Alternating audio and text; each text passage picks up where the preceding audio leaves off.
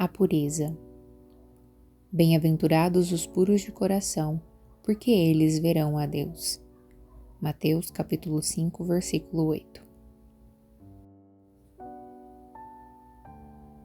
Nós lemos no Evangelho que Jesus Cristo, querendo ensinar ao povo que vinha em massa aprender dele o que era preciso fazer para ter a vida eterna, senta-se e, abrindo a boca, lhes diz: Bem-aventurados os puros de coração, porque eles verão a Deus.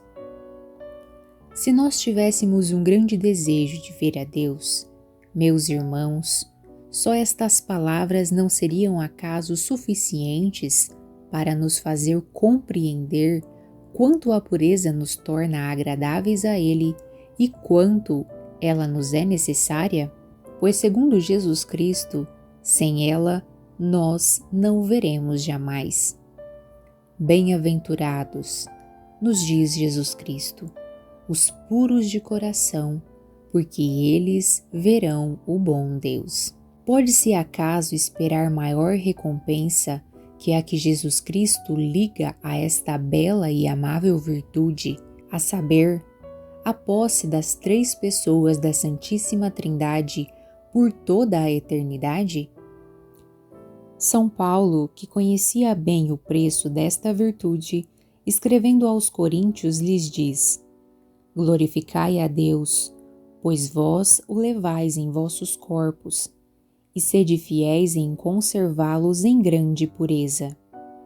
Lembrai-vos bem, meus filhos, de que vossos membros são membros de Jesus Cristo, e que vossos corações são templos do Espírito Santo. Tomai cuidado de não os manchar pelo pecado, que é o adultério, a fornicação e tudo aquilo que pode desonrar vossos corpos e vosso coração aos olhos de Deus, que é a pureza mesma. 1 Coríntios capítulo 6, versículos do 15 ao 20. Ó, meus irmãos, como esta virtude é bela e preciosa, não somente aos olhos dos homens e dos anjos, mas aos olhos do próprio Deus. Ele faz tanto caso dela que não cessa de a louvar naqueles que são tão felizes de a conservar.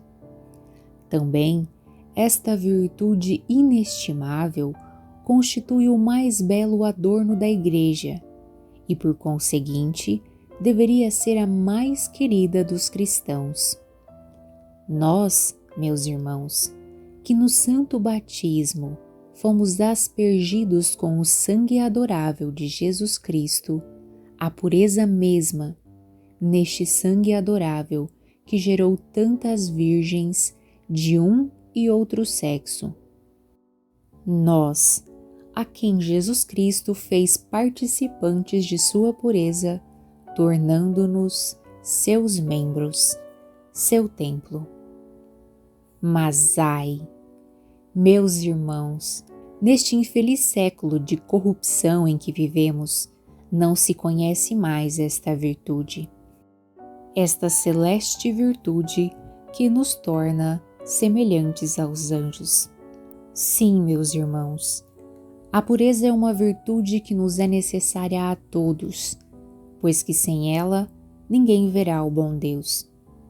Eu queria fazer-vos conhecer desta virtude uma ideia digna de Deus e vos mostrar o quanto ela nos torna agradáveis a seus olhos, dando um novo grau de santidade a todas as nossas ações e o que nós devemos fazer para conservá-la. Quanto a pureza nos torna agradáveis a Deus. Seria preciso, meus irmãos, para vos fazer compreender bem a estima que devemos ter desta incomparável virtude, para vos fazer a descrição de sua beleza e vos fazer apreciar bem seu valor junto de Deus, seria preciso não um homem mortal, mas um anjo do céu. Ouvindo-o, vós dirieis com admiração: como todos os homens não estão dispostos a sacrificar tudo antes que perder uma virtude que nos une de uma maneira íntima com Deus? Procuremos, contudo, conceber dela alguma coisa, considerando que dita virtude vem do céu, que ela faz descer Jesus Cristo sobre a terra e que eleva o homem até o céu, pela semelhança que ela dá com os anjos e com o próprio Jesus Cristo. Dizei-me, meus irmãos, de acordo com isto, acaso não merece ela o título de preciosa virtude? Não é ela digna de toda a nossa estima e de todos os sacrifícios necessários para conservá-la? Nós dizemos que a pureza vem do céu, porque só havia o próprio Jesus Cristo que fosse capaz de nos-la ensinar e nos fazer sentir todo o seu valor. Ele nos deixou o exemplo prodigioso da estima que teve desta virtude, tendo resolvido, na grandeza de sua misericórdia, resgatar o mundo. Ele tomou um corpo mortal como o nosso, mas ele quis escolher uma virgem por mãe. Quem foi esta incomparável criatura, meus irmãos?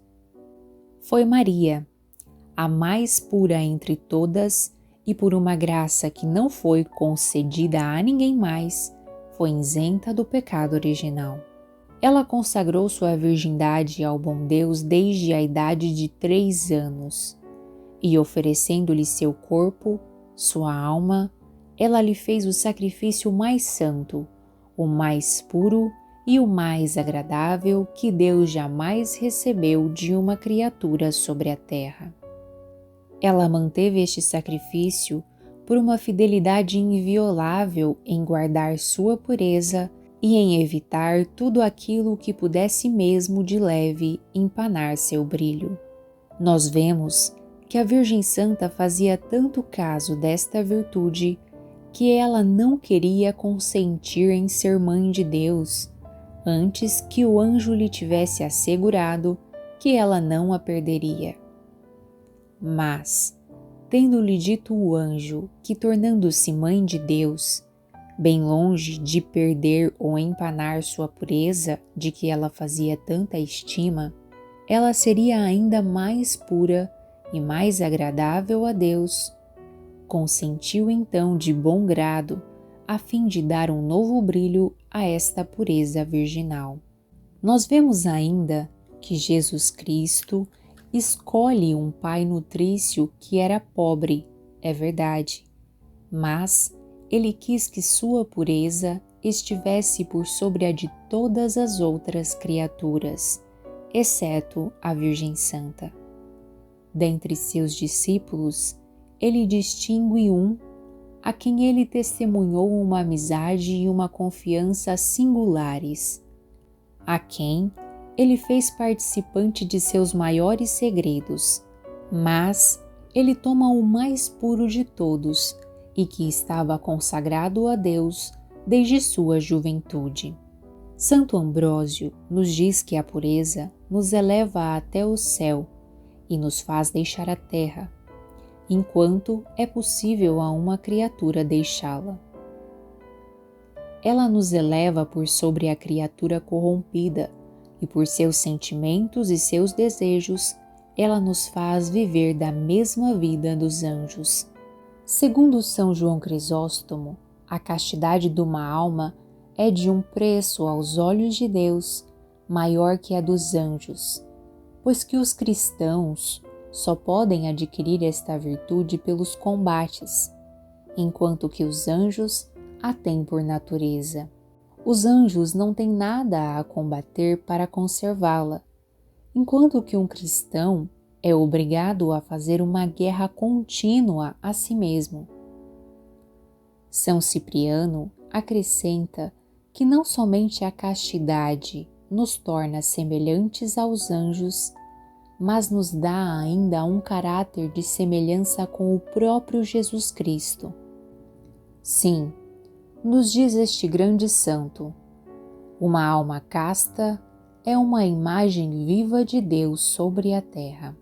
Quanto mais uma alma se desapega de si mesma pela resistência às suas paixões, mais ela se une a Deus, e por um feliz retorno, mais o bom Deus se une a ela. Ele a olha, ele a considera como sua esposa, como sua bem-amada, faz dela o objeto de suas mais caras complacências e fixa nela sua morada para sempre. Bem-aventurados, nos diz o Salvador, os puros de coração, porque eles verão ao bom Deus. Segundo São Basílio, se encontramos a castidade numa alma, encontramos aí todas as outras virtudes cristãs. Ela as praticará com uma grande facilidade. Porque, nos diz ele, para ser casto é preciso se impor muitos sacrifícios e fazer-se uma grande violência. Mas uma vez que alcançou tais vitórias sobre o demônio, a carne e o sangue, todo o resto lhe custa muito pouco, pois uma alma que subjuga com autoridade a este corpo sensual vence facilmente todos os obstáculos que encontra no caminho da virtude. Vemos também, meus irmãos, que os cristãos castos são os mais perfeitos.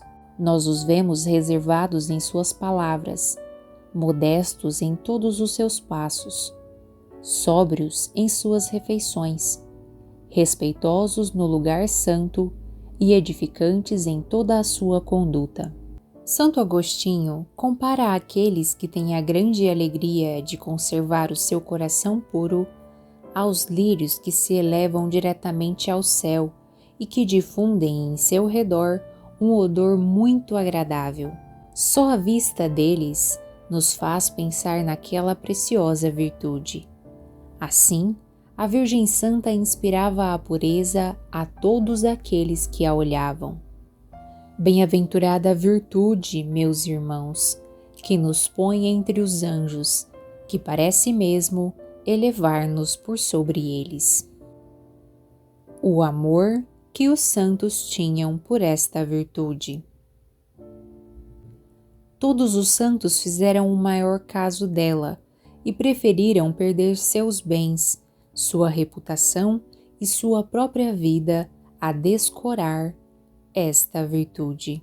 Nós temos um belo exemplo disto na pessoa de Santa Inês. Sua formosura e suas riquezas fizeram com que à idade de 12 anos ela fosse procurada pelo filho do prefeito da cidade de Roma. Ela lhe fez saber que estava consagrada ao bom Deus.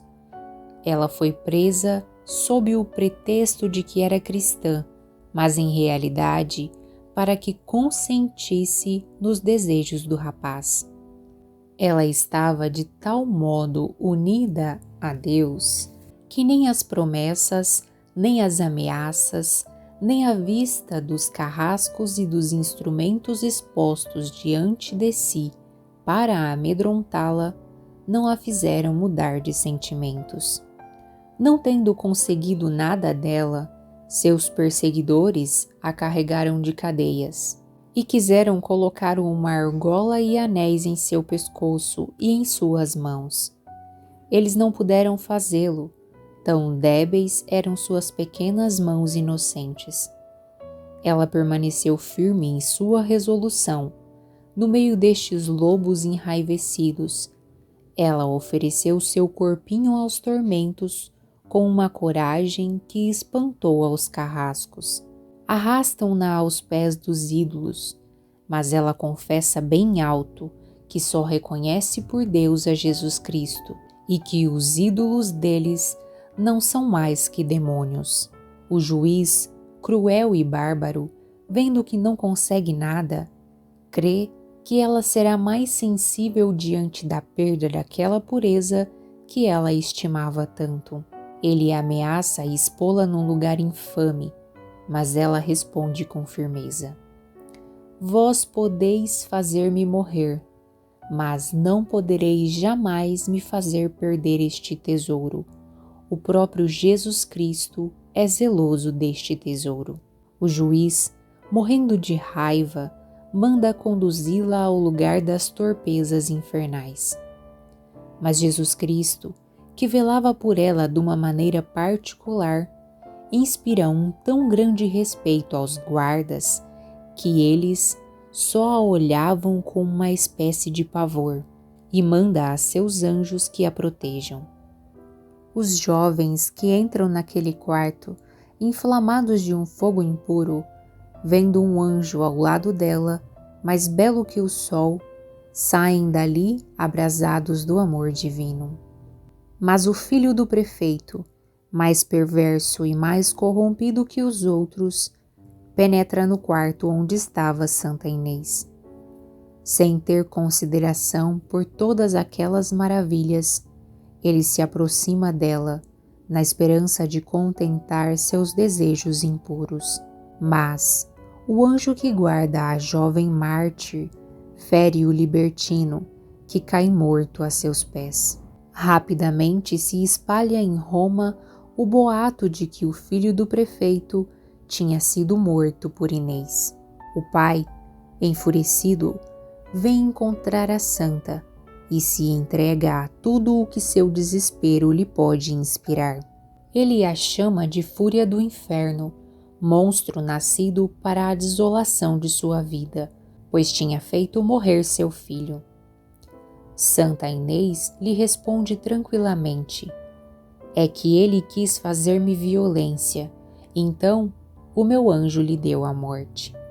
O prefeito, um pouco acalmado, lhe diz: pois bem, pede a teu Deus para ressuscitá-lo, para que não se diga que foste tu que o mataste. Sem dúvida, lhe diz a santa, vós não mereceis esta graça. Mas, para que saibais que os cristãos nunca se vingam, mas pelo contrário, eles pagam o mal com o bem, saí daqui e eu vou pedir ao bom Deus por ele. Então Inês se põe de joelhos, prostrada com a face em terra. Enquanto ela reza, seu anjo lhe aparece e lhe diz: tenha coragem. No mesmo instante, o corpo inanimado retoma a vida. O jovem ressuscitado pelas orações da santa se retira da casa, corre pelas ruas de Roma gritando: não, não, meus amigos, não há outro Deus que o dos cristãos. Todos os deuses que nós adoramos não são mais que demônios que nos enganam e nos arrastam ao inferno. Entretanto, apesar de um tão grande milagre, não deixaram de a condenar. Então, o tenente do prefeito manda que se acenda um grande fogo e faz lançá-la nele. Mas as chamas, inebriando-se, não lhe fazem nenhum mal, e queimam os idólatras que acudiram para serem espectadores de seus combates. O tenente, vendo que o fogo a respeitava e não lhe fazia nenhum mal, ordena que a firam com um golpe de espada na garganta, a fim de lhe tirar a vida. Mas o carrasco treme como se ele mesmo estivesse condenado à morte. Como os pais de Santa Inês chorassem a morte de sua filha, ela lhes aparece dizendo-lhes: não choreis minha morte, pelo contrário, alegrai-vos de eu ter adquirido uma tão grande glória no céu. Estais vendo, meus irmãos, o que esta santa sofreu antes que perder sua virgindade. Formai agora a ideia da estima em que deveis ter a pureza, e como o bom Deus se compraz em fazer milagres para se mostrar seu protetor e guardião. Como este exemplo confundirá um dia estes jovens que fazem tão pouco caso desta bela virtude? Eles jamais conheceram seu preço. O Espírito Santo tem, portanto, razão de exclamar: ó, como é bela esta geração casta! Sua memória é eterna, e sua glória brilha diante dos homens e dos anjos. É certo, meus irmãos, que cada um ama seus semelhantes. Também os anjos, que são espíritos puros, amam e protegem de uma maneira particular as almas que imitam sua pureza. Nós lemos na Sagrada Escritura que o anjo Rafael, que acompanhou o jovem Tobias, prestou-lhe 1000 serviços. Preservou-o de ser devorado por um peixe, de ser estrangulado pelo demônio. Se este jovem não tivesse sido casto, é certíssimo que o anjo não o teria acompanhado, nem lhe teria prestado tantos serviços. Com que gozo não se alegra o anjo da guarda que conduz uma alma pura. Não há outra virtude para a conservação da qual Deus faça milagres tão numerosos como os que ele prodiga em favor de uma pessoa que conhece o preço da pureza e que se esforça por salvaguardá-la. Vede o que ele fez por Santa Cecília. Nascida em Roma, de pais muito ricos, ela era muito instruída na religião cristã e, seguindo a inspiração de Deus, ela lhe consagrou sua virgindade. Seus pais, que não o sabiam, prometeram-na em casamento a Valeriano, filho de um senador da cidade. Era, segundo o mundo, um partido bem considerado. Ela pediu a seus pais o tempo de pensá-lo. Ela passou este tempo no jejum, na oração e nas lágrimas, para obter de Deus a graça de não perder a flor daquela virtude que ela estimava mais que sua vida. O bom Deus lhe respondeu que não temesse nada e que obedecesse a seus pais, pois não somente não perderia esta virtude, mas ainda obteria. Consentiu, pois, no matrimônio. No dia das núpcias, quando Valeriano se apresentou, ela lhe disse: Meu caro Valeriano, eu tenho um segredo a lhe comunicar. Ele lhe respondeu: Qual é este segredo? Eu consagrei minha virgindade a Deus, e jamais homem algum me tocará, pois eu tenho um anjo que vela por minha pureza. Se você atenta contra isto, você será ferido de morte. Valeriano ficou muito surpreso com esta linguagem, porque, sendo pagão, não compreendia nada de tudo isto. Ele respondeu: Mostre-me este anjo que aguarda. A santa replicou: Você não pode vê-lo porque você é pagão. Vá ter com o Papa Urbano e peça-lhe o batismo. Você em seguida verá o meu anjo. Imediatamente ele parte. Depois de ter sido batizado pelo Papa, ele volta a encontrar sua esposa. Entrando no seu quarto, vê o anjo velando com Santa Cecília. Ele o acha tão bonito, tão brilhante de glória, que fica encantado e tocado por sua formosura. Não somente permite a sua esposa permanecer consagrada a Deus, mas ele mesmo faz voto de virgindade. Em breve, eles tiveram a alegria de morrerem mártires. Estais vendo como o bom Deus toma cuidado de uma pessoa que ama esta incomparável virtude e trabalha por conservá-la? Nós lemos na vida de Santo Edmundo que, estudando em Paris, ele se encontrou com algumas pessoas que diziam tolices.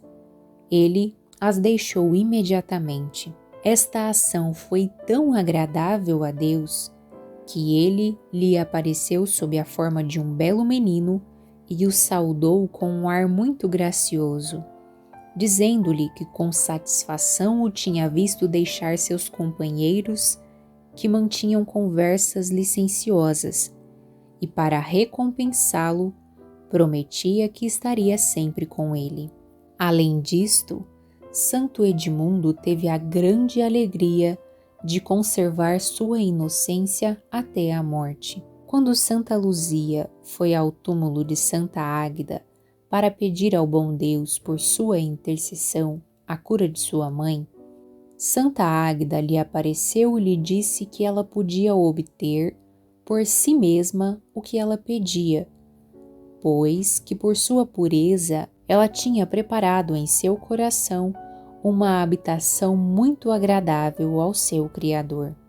Isto nos mostra que o bom Deus não pode recusar nada a quem tem a alegria de conservar puros seu corpo e sua alma. Escutai a narração do que aconteceu a Santa Pontamiena, que viveu no tempo da perseguição de Maximiano.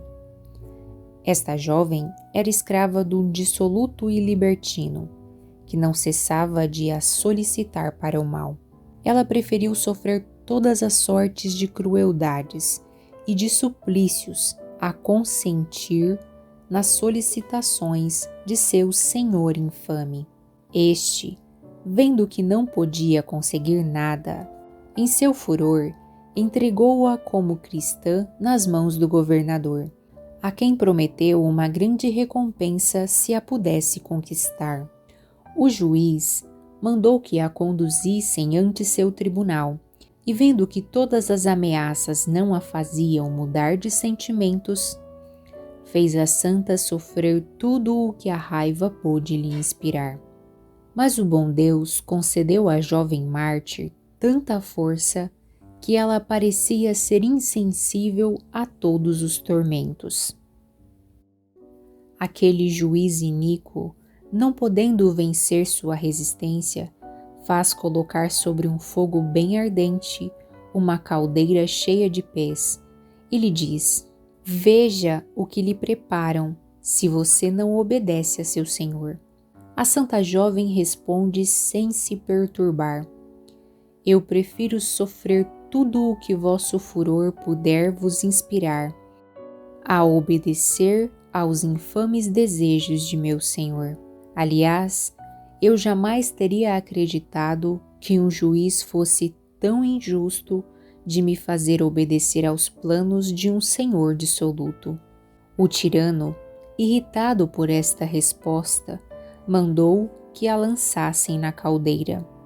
Ao menos mandai, diz-lhe ela, que eu seja lançada vestida. Vós vereis a força que o Deus que nós adoramos dá aos que sofrem por ele. Depois de 3 horas de suplício, Pontamiena entregou sua bela alma a seu Criador, e assim alcançou a dupla palma do martírio e da virgindade. Como esta virtude é pouco conhecida e apreciada no mundo. Ai, meus irmãos, como esta virtude é pouca conhecida no mundo. Quão pouco nós a estimamos, quão pouco cuidado nós pomos em conservá-la, quão pouco zelo temos em pedi-la a Deus, pois que não a podemos ter de nós mesmos. Não, nós não conhecemos esta bela e amável virtude que ganha tão facilmente o coração de Deus, que dá um tão belo brilho a todas as nossas outras boas obras, que nos eleva acima de nós mesmos, que nos faz viver sobre a terra como os anjos no céu. Não, meus irmãos, ela não é conhecida por estes velhos infames impúdicos que se arrastam, se rolam e se submergem na lama de suas torpezas, cujo coração é semelhante àqueles sobre o alto das montanhas, queimados e abrasados por estes fogos impuros. Ai, bem longe de procurar extingui-lo, eles não cessam de acendê-lo e abrasá-lo por seus olhares, por seus pensamentos, seus desejos e suas ações. Em que estado estará esta alma quando aparecer diante de Deus a pureza mesma? Não, meus irmãos, esta bela virtude não é conhecida por esta pessoa, cujos lábios não são mais que uma abertura e um tubo de que o inferno se serve para vomitar suas impurezas sobre a terra, e que se alimenta disto como de um pão cotidiano. Ai, a alma deles não é mais que um objeto de horror para o céu e para a terra. Não, meus irmãos, esta bela virtude não é conhecida por estes jovens, cujos olhos e mãos estão profanadas por estes olhares.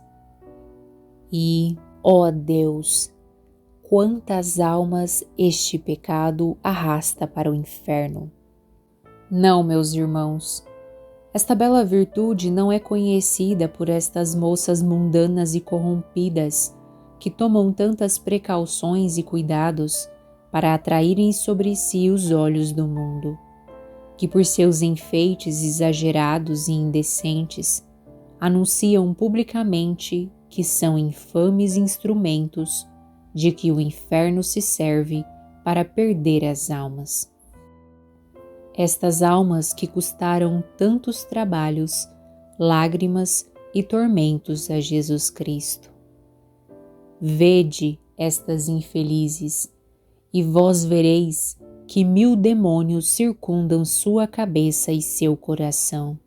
Ó meu Deus, como a terra pode suportar tais sequazes do inferno? Coisa mais espantosa ainda, como mães a suportam num estado indigno de uma cristã. Se eu não temesse ir longe demais, eu diria a estas mães que elas valem o mesmo que suas filhas. Ai, este infeliz coração e estes olhos impuros não são mais que uma fonte envenenada que dá a morte a qualquer que os olha e os escuta. Como tais monstros ousam se apresentar diante de um Deus santo e tão inimigo da impureza? Ai, a vida deles não é mais que uma acumulação de banha que eles estão juntando para inflamar o fogo do inferno por toda a eternidade. Mas, meus irmãos, deixemos uma matéria tão desagradável e tão revoltante para um cristão, cuja pureza deve imitar a de Jesus Cristo mesmo, e voltemos à nossa bela virtude da pureza, que nos eleva até o céu, que nos abre o coração adorável de Jesus Cristo e nos atrai todas as bênçãos espirituais e temporais.